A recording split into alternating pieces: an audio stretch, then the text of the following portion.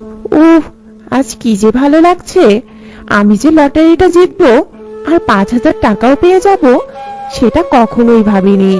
তবে ওই লটারি কেনা 10 টাকা আমি অনেক কষ্টে জোগাড় করেছিলাম। আজ মনে হচ্ছে ভগবান আমার কষ্টের ফল দিয়েছে। কিন্তু আমি এই 5,000 টাকা দিয়ে কি করব? এতগুলো টাকা দিয়ে নিশ্চয়ই অনেক কিছু কেনা যাবে। যাকগে, আগে টাকাগুলো নিয়ে বাজারে যাই। যেতে যেতে না হয় ভাববো কি কি কিনবো।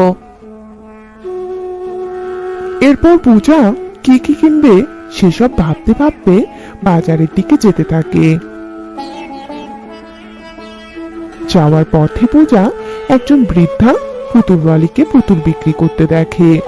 ও ঠাকুমা, তোমার এই পুতুলের দাম কত টাকা গো? আমাকে দুটো পুতুল দাও তো। পূজার কথা শেষ হতেই বৃদ্ধা হঠাৎই অজ্ঞান হয়ে পড়ে যায়, যা দেখে পূজা বেশ ঘাবড়ে যায়। এ কি ঠাকুমা, কি হলো তোমার? ও ঠাকুমা, ঠাকুমা, কথা বলো ঠাকুমা। না, এক্ষুনি ঠাকুমাকে হাসপাতালে নিয়ে যেতে হবে। এরপর পূজা ওই বৃদ্ধা আর তার পুতুলের ঝুড়িটা নিয়ে হাসপাতালে যায় আর বৃদ্ধাকে হাসপাতালে ভর্তি করায়। রোগীর অবস্থা বেশ খারাপ, জরুরি ভিত্তিতে রোগীকে কিছু থেরাপি দিতে হবে আর তার জন্য বেশ কিছু টাকা দরকার। তুমি এক্ষুনি টাকা জোগাড় করো। ডাক্তারের কথা শুনে পূজা কোনো কথা না ভেবে তার লটারিতে পাওয়া টাকাগুলো ডাক্তারকে দিয়ে দেয়। এই টাকাগুলো দিয়ে আপনি ঠাকুমার চিকিৎসা করুন ডাক্তার ম্যাডাম। তবুও ঠাকুমাকে তাড়াতাড়ি সুস্থ করে তুলুন। সে তো বুঝলাম, কিন্তু এখানে তো মাত্র 5,000 টাকা। তোমার ঠাকুমার চিকিৎসা করাতে তো আরো 5,000 টাকা দরকার। তুমি আরো 5,000 টাকা নিয়ে আসো। ডাক্তারের কথা শেষ হতে না হতে হাসপাতালে ঝাড়ুদারনি সেখানে আসে। ম্যাডাম, হাসপাতালের বারান্দায় একটা ঝুড়িতে অনেকগুলো পুতুল পড়ে আছে। ওই ঝুড়ি ভর্তি পুতুলের জন্য আমি ওই জায়গাটা পরিষ্কার করতে পারছি না। তবে কি ম্যাডাম, আমি ওই ঝুড়ি ভর্তি পুতুলগুলো ডাস্টবিনে ফেলে দিব? আসলে ওই পুতুলগুলোর মালিক ওখানে নেই তো, তাই বললাম। ঝাড়ুদারনির মুখে ওই পুতুলগুলোর কথা শুনে হঠাৎই পূজার মাথায় পুতুল ব্যবসার কথা আসে। আর পূজা ঝাড়ুদারনিকে বলে, না কাকিমা, ওই পুতুলগুলো ফেলে দিবেন না। ওই পুতুলগুলো আমার। আমি এক্ষুনি ওই পুতুলগুলো নিয়ে যাব। আর শুনুন ডাক্তার ম্যাডাম, আপনি দয়া করে ঠাকুমার চিকিৎসা শুরু করে দিন। আমি যে করেই হোক বাকি 5,000 টাকা নিয়ে আসব আর আপনাকে ঠিক দিয়ে দিব। এ কথা বলে পূজা সেখান থেকে চলে যায় আর পুতুলের ঝুড়ি মাথায় নিয়ে রাস্তায় নামে পুতুল বিক্রি করার জন্য। পুতুল নিবেন গো পুতুল, নানা রকমের নানা ধরনের পুতুল। একেবারে জলের দামে পুতুল পাবে গো। পুতুল নিবেন গো পুতুল। পূজা এভাবে চিৎকার করে রাস্তায় হেঁটে হেঁটে পুতুল বিক্রি করতে থাকে।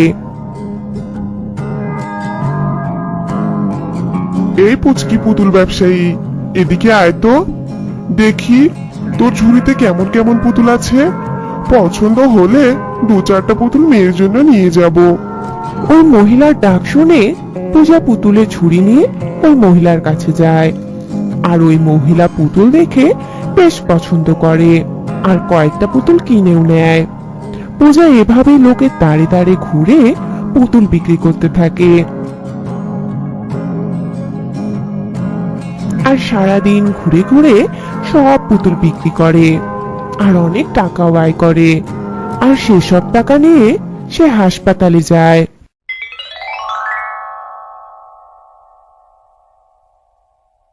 ডাক্তার ম্যাডাম, এই নিন আপনার বাকি 5,000 টাকা। আর এখন দয়া করে বলুন না, আমার ঠাকুমা কেমন আছে? অত চিন্তা করো না পুচকি, তোমার ঠাকুমা এখন বেশ ভালো আছে আর তোমার ঠাকুমার জ্ঞানও ফিরেছে। তুমি চাইলে তোমার ঠাকুমার সাথে দেখা করতে পারো। ডাক্তারের কথা শুনে পূজা তাড়াতাড়ি বৃদ্ধার কাছে যায় আর বৃদ্ধা পূজাকে দেখেই কাঁদতে শুরু করে দেয়। ডাক্তার আমাকে সব বলেছে দিদি ভাই, কিন্তু কে তুই? তুই কে দিদি ভাই? আমার এমন বিপদের সময় অমন দেবীর মতো এসে আমায় সাহায্য করলি, আমায় হাসপাতালে ভর্তি করিয়ে আমার চিকিৎসাও করালি। এরপর পূজা তার ব্যাপারে সব কথা ওই বৃদ্ধাকে খুলে বলে। আর সব শোনার পর বৃদ্ধা বলে, পুচকি পুতুল ব্যবসায়ী, আজ থেকে তুই আর একা নোস। যে আমার বিপদে এত সাহায্য করেছে তাকে আমি আর একা থাকতে দিব না। এখন থেকে তুই আমার সাথে আমার নাতনি হয়ে থাকবি। তবে আমিও একাকিত্ব থেকে মুক্তি পেয়ে যাব, আর একটা সঙ্গীও পাবো, আর পুতুল ব্যবসা করে সুখে দিন কাটাবো। আর তুই হবি আমার পুচকি পুতুল ব্যবসায়ী। পূজা বৃদ্ধার কথায় বৃদ্ধার সঙ্গী হয়ে যায়। আর বৃদ্ধা সুস্থ হলে পূজা বৃদ্ধাকে নিয়ে তার বাড়িতে যায়। আর দুজনে মিলে পুতুলের ব্যবসা করে অনেক সুখে দিন কাটাতে থাকে। ত্রিপুর নামে একটি ছোট্ট গ্রাম ছিল। সেই গ্রামের মাছ দিয়ে বয়ে গেছে এক তীর্থ নদী। গ্রামের সকল মানুষ সেই নদীর মাছ ধরে তাদের সংসার চালাতো। সেই গ্রামে বাস করত দীনেশ নামে এক লোক। দীনেশ তার মেয়ে পূজাকে নিয়ে থাকতো। দীনেশ সারাদিন মাছ ধরে বাজারে বিক্রি করে যা টাকা পেত তা দিয়ে কোনো মতে বাবা আর মেয়ের দিন কাটতো। বাবা, ও বাবা, আমার তো একটাও ভালো জামা নেই বাবা, আমাকে একটা নতুন জামা কিনে দেবে? সবাই কত ভালো ভালো জামা পরে, আর আমাকে কত কথা শোনায় আমি এসব জামা পরে থাকি বলে। মারে, লোকের কথায় কান দিস না। আর নতুন জামার কথা বলছিস, এনে দেবো রে মা। আর যা মাছ পাবো তা বাজারে বিক্রি করে যা টাকা পাবো তা দিয়ে তোর জন্য একটা নতুন জামা আনবো, ঠিক আছে মা? সত্যি বলছো বাবা? তুমি আমার জন্য নতুন জামা নিয়ে আসবে? আমি জানি তো তুমি আমার অনেক ভালো বাবা, তুমি কখনো আমার কোনো কথাই ফেলতে পারো না। আর এরপর দীনেশ মাছ ধরার জন্য নদীতে চলে যায়। আর এভাবে হাসি খুশিতে তাদের দিন কাটতে থাকে। হঠাৎই একদিন তাদের গ্রামের মোড়ল একটা সভার আয়োজন করে। আর সে সভায় বলে, শোনো গ্রামবাসীরা, তোমরা তো জানো যে ওই তীর্থ নদীর সকল দেখাশোনা আমি করি। আর এতদিন তোমরা নদী থেকে যত পেরেছো মাছ ধরেছো, আমি কিছুই বলিনি। কিন্তু এই নিয়ম আর চলবে না। এখন থেকে ওই নদীতে যে মাছ ধরবে সে আমাকে 10 টাকা করে দেবে, এটা আমার আদেশ। আর আমার আদেশ যে মানবে না তাকে চরম শাস্তি পেতে হবে। আর মোড়লের মুখে এমন কথা শুনে গ্রামের লোকের মাথায় যেন আকাশ ভেঙে পড়ে। রতন দাদা, শুনলে মোড়ল মশাইয়ের কথা? যে নদীতে মাছ ধরবে সেই নাকি মোড়লকে 10 টাকা করে দিতে হবে। বলো তো দাদা, আমরা এখন মাছ ধরার জন্য টাকা কোথায় পাবো? আমরা তো মাছ ধরেই টাকা উপার্জন করি। কি জানি দাদা, আমি তো কিছুই বুঝতে পারলাম না। হঠাৎ করে মোড়ল মশাই কেন এমন সিদ্ধান্ত নিলেন? মোড়ল মশাইয়ের স্বভাবটা দেখছি আর বদলাবেই না। হুটহাট করে গ্রামের লোকের ওপর এমন অত্যাচার সৃষ্টি করা তার একটা স্বভাব হয়ে গেছে। আসলে দাদা, মোড়ল আমাদের মুখ থেকে অন্নটাও কেড়ে নিতে চাইছে। মোড়ল তো জানে গ্রামে তেমন কোনো কাজ নেই, সবাই ওই মাছ ধরেই নিজের সংসার চালায়। ঠিক বলেছেন দাদা, এখন তো দেখছি আমাদের না খেয়েই মরতে হবে। আসলে দাদা, কথায় আছে না, যারা রাজত্ব পায় তারাই রাজত্ব করে। কি আর করব এখন দাদা, আমাদের যে কিছুই করার নেই। এই বলে রতন আর দীনেশ যে যার বাড়ি ফিরে যায়। এরপর পরের দিন, বাবা, ও বাবা, আজ তুমি মাছ ধরতে যাবে না? কত বেলা হয়েছে, যাও মাছ ধরতে যাও। সবাই মনে হয় নদীতে মাছ ধরতে চলেই গেছে। না রে মা, আমি আর মাছ ধরতে যাব না। আমি কেন, আর তেমন কেউই মাছ ধরতে যাবে না। গ্রামের মোড়ল বলে দিয়েছে যে 10 টাকা দিতে পারবে সেই মাছ ধরতে পারবে। আমাদের তো টাকা নেই রে মা।